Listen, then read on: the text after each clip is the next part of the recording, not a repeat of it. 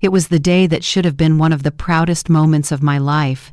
My nephew graduated from high school with honors, headed to college on a full scholarship. I'd raised that boy since he was 3 years old. But at his graduation party, my sister stood up and told a truth that shattered everything I thought I knew about my family, about sacrifice, and about the child I'd loved as my own son. What she said changed all our lives forever, and honey, some secrets should never see the light of day. Before I tell you about that graduation day, I need to take you back 15 years to where this whole story really begins. Back to the day my sister Diane showed up at my door with a little boy in a suitcase, begging me to take him in. Now, Diane was my younger sister by 4 years. We'd grown up close in a lot of ways, but different in others. I was the responsible one, the one who went to nursing school, married my high school sweetheart Henry, built a stable life. Diane was the wild child, the one who dropped out of college, moved to New York City to pursue modeling, came home with stories about parties and famous people and adventures that seemed both exciting and reckless to me. Our mama used to worry herself sick over Diane. She'd call me crying, saying she didn't know where Diane was or who she was with or if she was safe. I'd be the one to track Diane down, to make sure she was alive, to send her money when she needed it, even though I knew she'd probably spend it on something frivolous. But I loved my sister. Beneath all that wildness, there was a sweetness to Diane, a kind of innocence that never quite went away, no matter how hard she tried to be sophisticated and worldly. When Diane got pregnant at 26, she didn't tell any of us until she was 7 months along. She called me one night, crying, saying she'd made a mistake and didn't know what to do. The father was some photographer she'd been seeing, a man who was married with 3 kids of his own. When she told him she was pregnant, he'd given her money for an abortion and then cut off all contact. But Diane didn't get the abortion. She said she couldn't go through with it, that something in her wanted this baby even though the timing was terrible and she had no idea how to be a mother. I flew up to New York and stayed with her for 2 weeks after little Marcus was born. Yes, honey, she named him Marcus, same as my own son who I told you about in my last story. It's a family name, our grandfather's name. But to avoid confusion, I'm going to call my nephew by his middle name, James, for this story. Baby James was beautiful. He had Diane's light brown eyes and this head of dark curly hair. When I held him, something in my heart just opened up. I'd always wanted more children after Marcus, but Henry and I had struggled with infertility and eventually accepted that Marcus would be our only child. Holding baby James felt like a blessing I didn't know I needed. I tried to help Diane as much as I could. I showed her how to nurse, how to change diapers, how to soothe a crying baby. But even in those 2 weeks I could see that Diane was struggling. She seemed overwhelmed and disconnected, almost resentful of the baby's constant needs. She told me one night that she felt like she'd made a terrible mistake, that she wasn't cut out for motherhood, that she looked at this tiny human and felt nothing but trapped. I told her it was probably postpartum depression, that she should talk to her doctor, that these feelings were common and would pass. She promised she would, and I flew home believing things would work out. For the next 3 years, I watched from a distance as Diane tried and failed to be a mother. She'd call me at all hours, overwhelmed and crying because James wouldn't stop fussing or wouldn't eat or had a fever.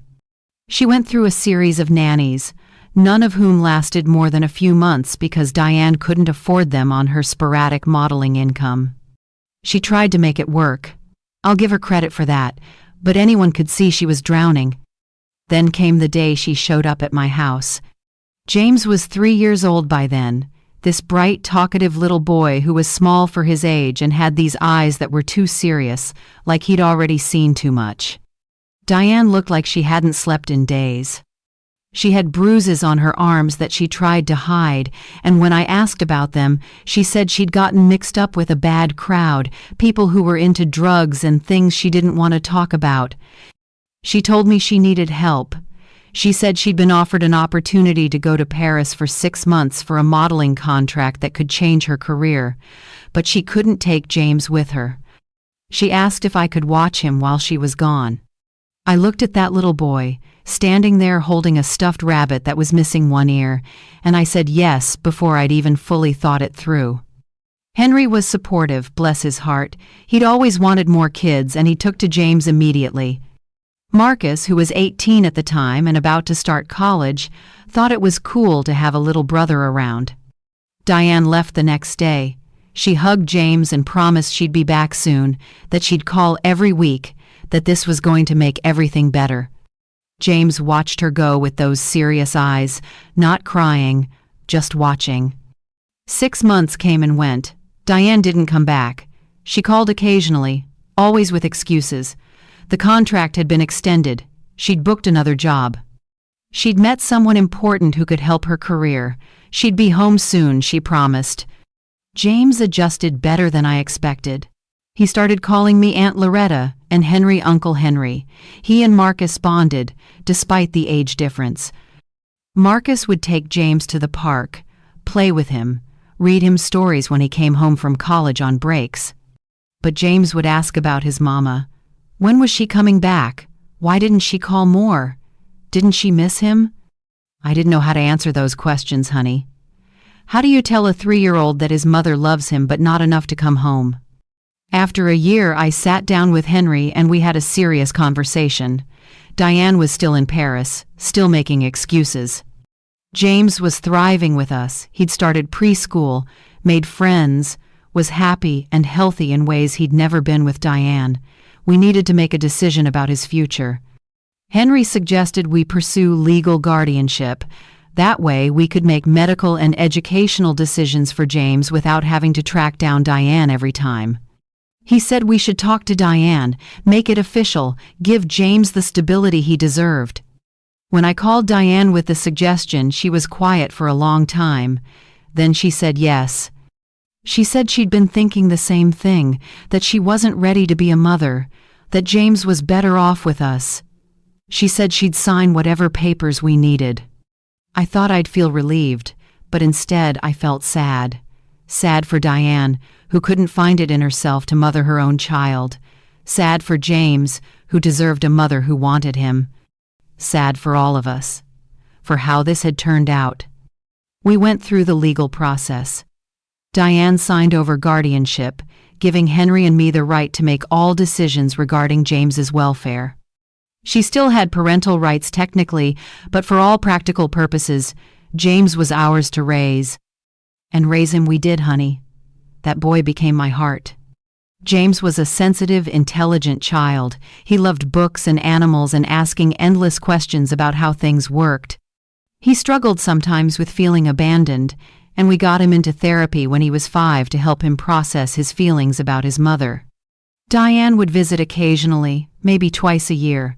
She'd show up with expensive gifts and big hugs, spend a few days playing the fun auntie, then disappear again for months. James learned not to expect consistency from her, which broke my heart but was probably a healthy adjustment to an unhealthy situation. As James grew, people would sometimes ask if he was adopted or if he was my grandson. I'd explain that he was my nephew, that his mother wasn't able to care for him, that we were his guardians. Most people were kind about it. A few made judgmental comments about Diane, which I shut down immediately. Whatever mistakes my sister made, she didn't deserve to be gossiped about by strangers. James never called me Mom, even though Henry suggested he might want to. He called me Aunt Loretta, and that felt right. I wasn't trying to replace his mother. I was just trying to give him the love and stability every child deserves. When James was 8, Diane got married to a businessman she'd met in France. She moved back to the States, to California, and started a new life. Her husband knew about James, she told me, and understood the situation. They were planning to have children of their own eventually. I thought maybe with Diane being back in the country, being more settled, she might want more involvement with James. I encouraged her to visit more, to call more often, to build a relationship with her son. But Diane's visits became less frequent, not more. She was building her new life, and James didn't quite fit into it. Her husband was wealthy, and they traveled constantly. She'd send James birthday gifts and Christmas presents, always expensive, never personal. It was clear she was trying to buy affection rather than build connection. James stopped asking when his mother was coming to visit. He stopped talking about her much at all. When people asked about his parents, he'd say he lived with his aunt and uncle and leave it at that. Then, when James was 10, Henry died of a heart attack. Sudden, unexpected, devastating. One minute we were planning James's birthday party, the next I was a widow planning a funeral. James grieved Henry deeply. Henry had been the closest thing to a father he'd ever known. Henry had taught him to ride a bike, helped him with homework, coached his little league team. Henry had tucked him in every night and told him he was loved and wanted and special. Now Henry was gone, and it was just me and James. Diane came to the funeral with her husband. She was pregnant with her first child, glowing and beautiful in designer maternity clothes. She cried at the service and told me she was so sorry that Henry had been such a good man. Then she went back to California and her new life, and James and I navigated our grief together. I threw myself into raising James the way I knew Henry would have wanted. I went to every school event, every baseball game, every science fair. I helped with homework and drove carpool and made sure James knew he was my priority. James thrived despite his losses. He made honor roll every semester. He joined the debate team and the robotics club. He volunteered at the animal shelter and the food bank. He was kind and thoughtful and mature beyond his years. Marcus, my own son, was like a big brother to James. Even though Marcus had moved away for work, he'd come home for holidays and important events. He'd take James for weekend trips, teach him things, be a male role model now that Henry was gone. When James started high school, teachers would tell me what an exceptional young man he was.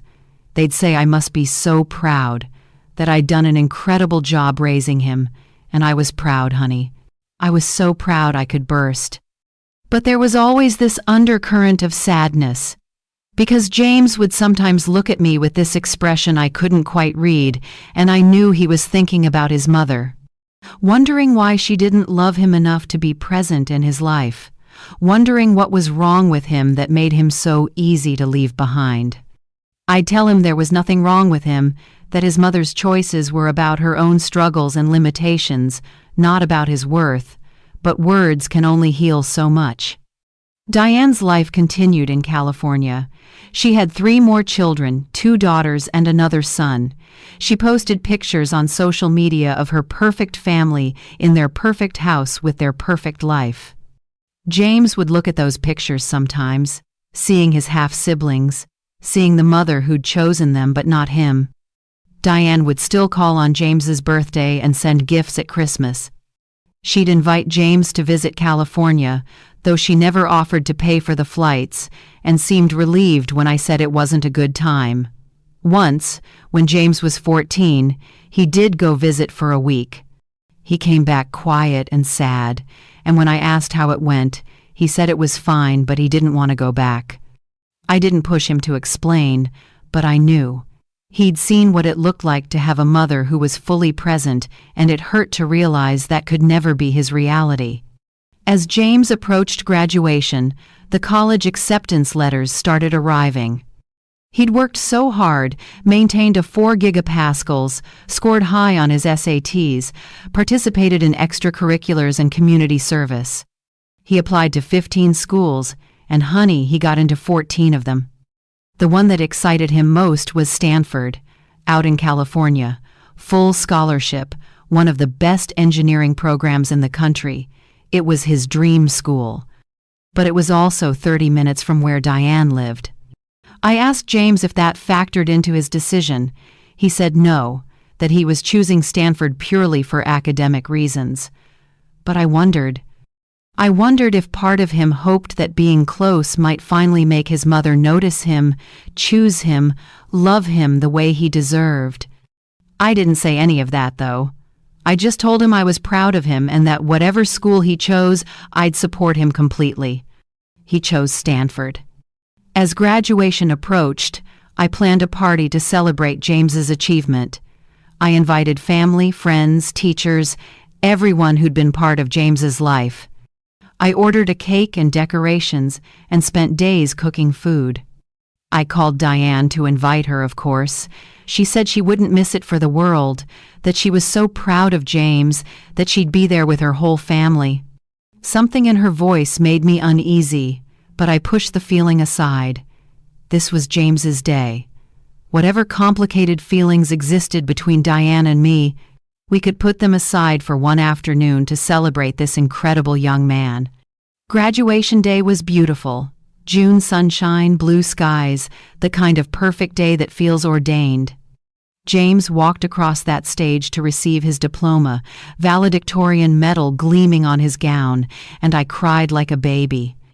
Marcus sat next to me, squeezing my hand, both of us thinking about Henry and wishing he could have been there to see this. After the ceremony, everyone came back to my house for the party. The yard was full of people laughing and congratulating James. He moved through the crowd with grace, thanking everyone, smiling that beautiful smile that reminded me so much of Diane when she was young. Diane arrived late, making an entrance like she always did. She wore a designer dress and expensive jewelry, her 3 children dressed like they'd stepped out of a catalog, her husband looking successful and slightly uncomfortable. She hugged James for a long time, crying and telling him how proud she was. James stood stiffly in her embrace, and I saw the conflict in his eyes, wanting her affection but not quite trusting it, not quite knowing how to receive it after years of absence. The party continued. People ate and talked and celebrated. James opened gifts, practical things for college mostly, though Diane's gift was a brand new laptop, top of the line, probably worth $3,000. Then, as the afternoon was winding down, Diane asked if she could say a few words. She stood up in front of everyone, glass of champagne in hand, and started talking. She talked about what a wonderful young man James had become. She talked about how proud she was of his achievements, his character, his bright future. She thanked me for raising him, for giving him opportunities she couldn't have provided. That all seemed fine, appropriate even. But then her tone shifted. Diane said she wanted to share something important, something she should have shared years ago. She said James deserved to know the whole truth, and everyone who'd been part of his life deserved to know it too. I felt my stomach drop.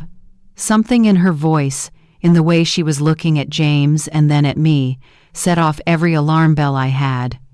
Diane said that when James was born, she'd been in a very dark place. She said she'd been using drugs, that she'd been involved with dangerous people, that she'd been barely functional as a human being, let alone as a mother. She said the man she'd told everyone was James's father, the married photographer. That wasn't true. That had been a lie she told because the truth was too shameful, too complicated. The yard had gone completely silent. Everyone was staring at Diane. James stood frozen, his face pale. Diane said that James's real father was someone in the family, someone who'd taken advantage of her when she was young and vulnerable, someone who'd threatened her to keep her silent. Then she looked directly at Marcus, my son, and said that he was James's father. Honey, I cannot adequately describe the chaos that followed. People gasping, someone dropping a plate that shattered on the ground, James making this sound like he'd been punched. Marcus standing up so fast his chair fell over, shouting that Diane was lying. Diane insisted she wasn't lying. She said it had happened the summer before Marcus left for college, when she was 16 and Marcus was 18. She said she'd been confused and scared, and Marcus had pressured her. She said he'd told her that if she ever told anyone, he'd make sure no one believed her. She said she'd gotten pregnant and run away to New York to escape the situation. She said she'd lived with this secret for 15 years, protecting Marcus because she was afraid and ashamed. But now, she said, she was sober and in therapy, and strong enough to tell the truth. She said James deserved to know who his real father was. She said I deserved to know what my son had done. Marcus was shouting, denying everything. He said Diane was lying, that he'd never touched her inappropriately, that this was insane. He looked at me, begging me to believe him. James just stood there, this look of absolute devastation on his face.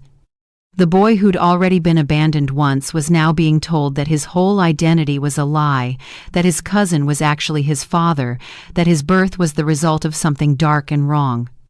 I stood there in my backyard, surrounded by people who were staring at us with shock and horror and fascination, and I felt like my world was ending for the second time. Diane's husband started trying to get her to leave, saying this wasn't the time or place. Diane's children were crying, confused. Guests were gathering their things and making hasty exits, not wanting to be part of this family implosion. I finally found my voice and told everyone the party was over. They needed to leave. I pulled James, Marcus, and Diane into the house, away from the remaining spectators. In my living room, I demanded that Diane explain herself. Why would she drop this bomb at James's graduation party? Why would she humiliate all of us like this? And most importantly, was she telling the truth? Diane insisted she was telling the truth. She said she'd kept the secret for years to protect everyone, but her therapist had convinced her that secrets were toxic and that James had a right to know his parentage. Marcus continued to deny it. He said the summer she was talking about, he'd been dating his high school girlfriend, Jennifer.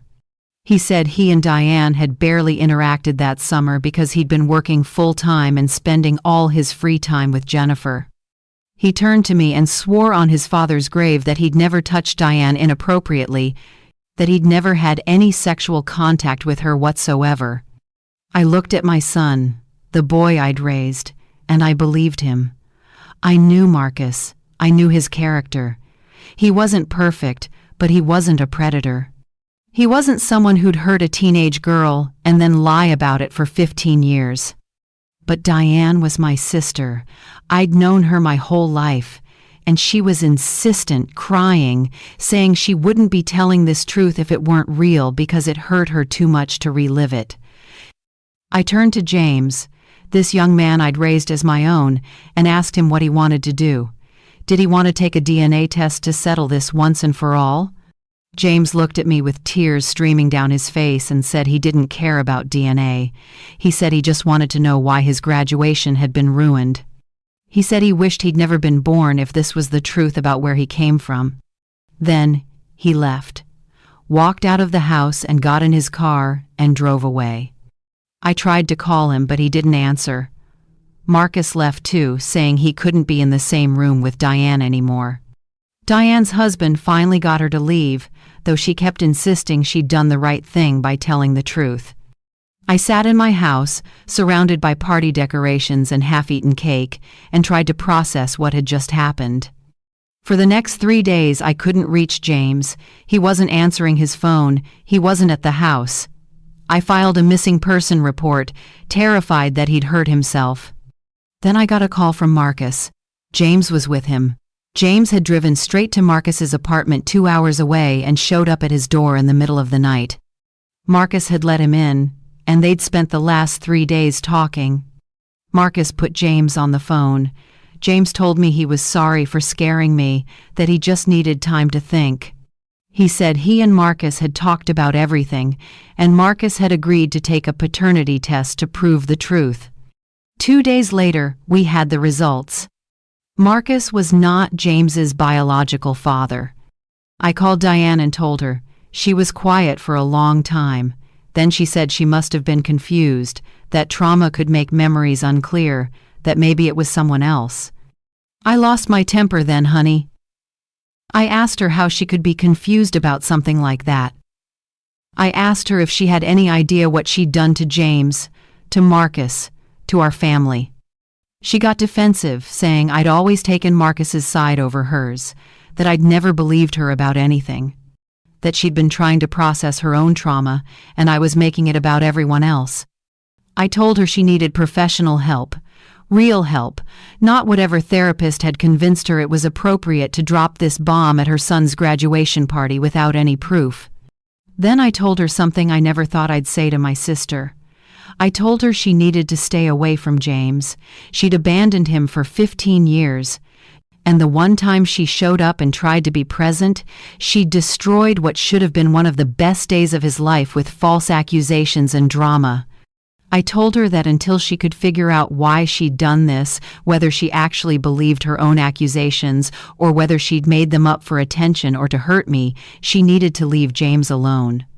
He'd been through enough. Diane accused me of turning her son against her. I told her she'd done that all by herself, over and over again, for 15 years.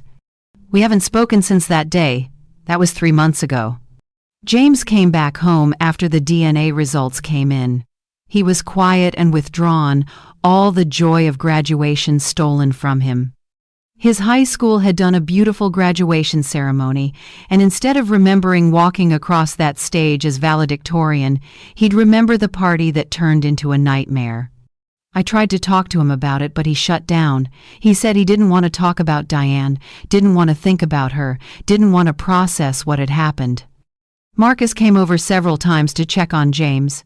I could see them talking quietly, and I was grateful that at least James had Marcus to relate to since they'd both been victims of Diane's accusations. But something had fundamentally changed in James. The easy smile was gone. The lightness in his eyes had dimmed. He moved through the house like a ghost, packing for college mechanically, not with the excitement you'd expect from someone heading to their dream school. 2 weeks before James was supposed to leave for Stanford, he came to me and said he didn't want to go.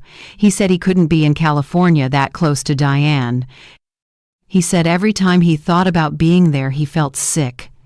I asked him what he wanted to do instead. He said he'd contacted another school he'd been accepted to MIT in Massachusetts. They still had his acceptance on file and could accommodate him starting in the fall. Same scholarship, same opportunities, just 3,000 miles farther from his mother. I told him I supported whatever decision he made, but I wanted him to be sure he wasn't running away from his problems, because problems had a way of following you no matter how far you ran. James said he knew that. But he also knew that going to California would be a constant reminder of everything he'd lost, everything that had been taken from him. He needed a fresh start somewhere Diane had never been, somewhere that wasn't connected to her at all. So he went to MIT instead of Stanford. He packed up his things, we drove him to the airport, and I hugged him goodbye, both of us crying. He's there now, starting his freshman year. He calls me every week, like clockwork. He sounds better, more like himself. He's made friends, joined clubs, is diving into his engineering courses with the passion I remember. But something's still broken in him, honey. I can hear it in his voice, a wariness that wasn't there before, a guardedness, like he's waiting for the next person he loves to betray him. Marcus is dealing with his own trauma from being falsely accused. He's angry at Diane, which is understandable, but he's also hurt. He asked me if I'd believe Diane, even for a second. I told him honestly that I'd been confused and shocked, but that I knew him and I'd never truly believed he could do something like that. He said that should make him feel better, but it didn't. Because for those few days before the DNA test came back, there were people who looked at him differently, people who wondered if maybe it was true. And you can't undo that. You can't take back the suspicion once it's been planted. As for me, I'm trying to understand what happened and why. I've had a lot of time to think about it, to talk to my pastor and my therapist and my friends who've known our family for years. The conclusion I've come to is this: Diane was always troubled. The drugs, the instability, the inability to bond with James, those were symptoms of deeper issues she never properly addressed. I think when she got sober and went to therapy, some therapist convinced her she needed to confront her past traumas. But here's the thing about trauma, honey. Sometimes people confuse different memories. Sometimes they convince themselves of things that didn't happen because it provides an explanation for pain they can't otherwise explain. I think Diane wanted to understand why she'd been such a mess when she was younger. I think she wanted a villain, someone to blame for her choices. And Marcus was convenient. He was male, he was from the family, and he'd gone on to have a successful life while she'd struggled. I don't think she set out to destroy James's graduation or to hurt Marcus deliberately. I think she genuinely believed, in that moment, that she was telling the truth. Her truth, anyway, even if it wasn't the actual truth. But belief doesn't make something real, and good intentions don't undo harm. I've lost my sister. James has lost whatever chance he had at a relationship with his mother. Marcus has lost his innocence about being falsely accused, and our family has a wound that may never fully heal. The worst part is what it did to James. He'd already grown up feeling abandoned and unwanted. Then, on what should have been a day of celebration, his mother came back into his life just long enough to tell him that his very existence was the result of something ugly and wrong. Even though it turned out to be false, that moment of believing it happened that changed something in him. Now, let me tell you what I've learned from all this, because there are lessons here even in the pain. First, secrets are powerful things. Diane kept whatever her real trauma was secret for so long that it mutated into something false. If she'd talked about her real issues years ago, maybe she could have healed properly instead of creating false memories to explain her pain. Second, timing matters. If Diane truly believed Marcus was James's father, there were 1,000 better ways to handle it than announcing it at his graduation party. That choice to make it public and dramatic tells me this was about more than just truth-telling. This was about attention, about being at the center of the story, about making James's day about her. Third, DNA doesn't make you family. Love does. James and I aren't biologically related at all. But I raised that boy, loved that boy, sacrificed for that boy. Marcus isn't biologically James's father, but he's been more of a father figure than whoever the real biological father is. Family is what you build, not just what you're born into. Fourth, you can't protect people from pain by keeping them at a distance. Diane thought she was protecting James by staying away, by not being a constant reminder of her failures as a mother. But her absence caused its own pain. And then when she tried to suddenly be present, she did it in the most destructive way possible. And finally, forgiveness is complicated. People keep telling me I need to forgive Diane, that she's my sister and family is important, but forgiveness doesn't mean forgetting or excusing. Forgiveness means releasing the anger so it doesn't poison you.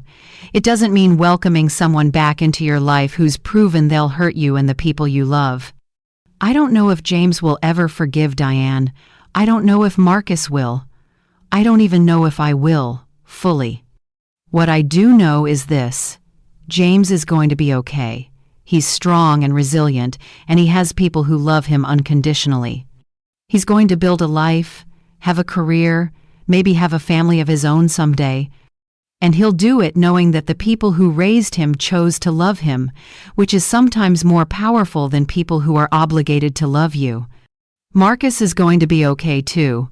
He knows his truth, and the people who matter believe him. He's angry now, but anger fades with time. And me? I'm heartbroken but not broken. I raised 2 incredible young men, one biologically mine and one chosen. I gave James 15 years of love and stability. I protected him from his mother's chaos as long as I could. I did my best. Diane robbed us of celebrating James's graduation the way it deserved to be celebrated. But she can't rob us of the years we built together, the memories we made, the love that's real and lasting. Sometimes people ask me if I regret taking James in all those years ago, knowing how it turned out. The answer is, absolutely not. That boy brought joy and purpose into my life when I needed it most. Raising him was one of the greatest privileges of my life. Would I do things differently if I could go back? Maybe. Maybe I would have pushed Diane harder to get proper help. Maybe I would have insisted on family therapy. Maybe I would have been less enabling of her flakiness and more demanding that she step up as a parent. But I couldn't have predicted this. No one could have. Sometimes people you love do inexplicable, harmful things, and all you can do is deal with the aftermath. James texted me last week. He said he's thinking about changing his major to psychology. He said he wants to understand how people work, why they do what they do, how trauma affects the brain and behavior. He said maybe if he understands it better, it'll hurt less. I told him that was a beautiful response to pain to turn it into purpose.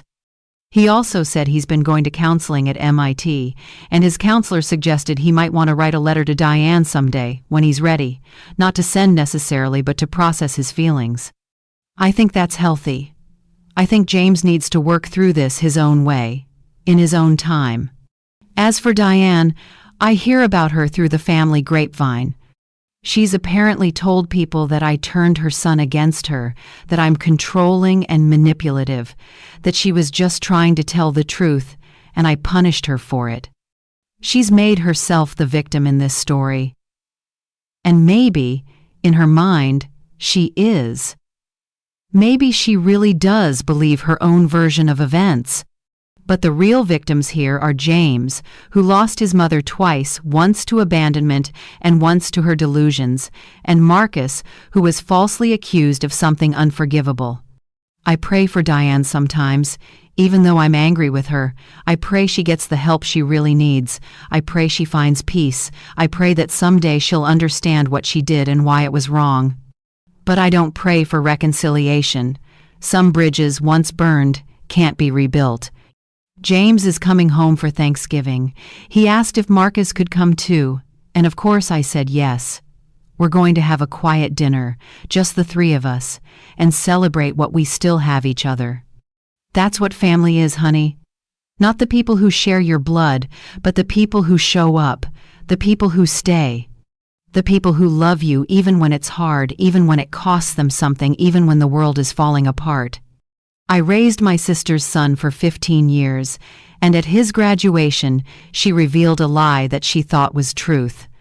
She destroyed that day, scattered our family, and caused pain that's still rippling through our lives. But she didn't destroy what matters most. She didn't destroy the love between me and James. She didn't destroy the bond between Marcus and James. She didn't destroy the family we chose to be. And in the end, honey, that's what's going to save us all. If this story resonated with you, please hit that like button and subscribe to this channel for more true stories about family, betrayal, and the complicated bonds we form. Have you ever raised a child who wasn't biologically yours? Have you witnessed false accusations tear a family apart, or experienced the pain of someone making a special occasion about their own drama? Share your thoughts and experiences in the comments below. Your stories matter, and this community is here to support each other through these difficult situations. Remember, family isn't just about blood, it's about who shows up, who stays, and who loves you unconditionally through the hardest times. And if someone is creating false narratives or making destructive accusations, don't be afraid to seek the truth through proper channels like DNA testing. The truth may be painful, but it's always better than living with lies. Take care of yourselves, and I'll see you in the next story.